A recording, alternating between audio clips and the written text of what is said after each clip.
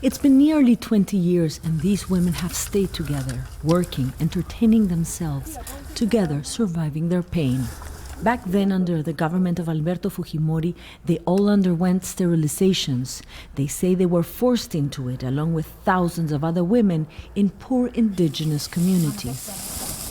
The women from Pampaconga in the Cusco region of southern Peru are among thousands who say they were blackmailed, harassed, or lied to as they were taken by force into the operating rooms. Most were illiterate. Some thought they were just going for free health checkups. 2 nurses forced me into an ambulance. Then they locked me in a room and asked me, "Until when are you going to give birth like a pig?" In 1996, the Fujimori government launched its sterilization campaign aimed at bringing the birth rate down to help reduce poverty. The health authorities would later say that the women had consented to the operations.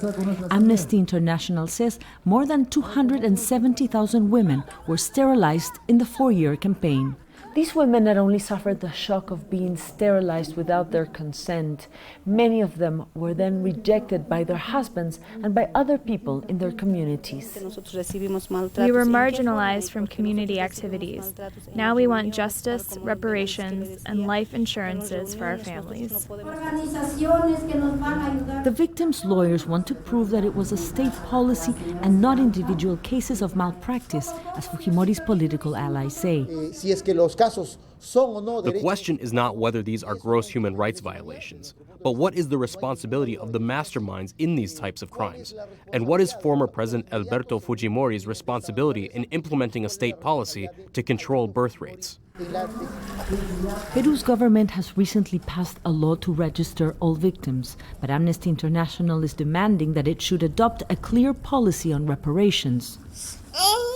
Prosecutors have more than 2,700 separate cases under investigation, in a process lawyers say will take years.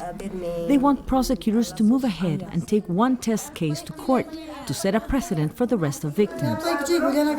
For years, women around the country have fought for their rights, and they say they will continue to demand justice no matter how long it takes, and no matter how lonely they may be in this fight. Mariana Sánchez, Al Jazeera, Pampaconga, Perú.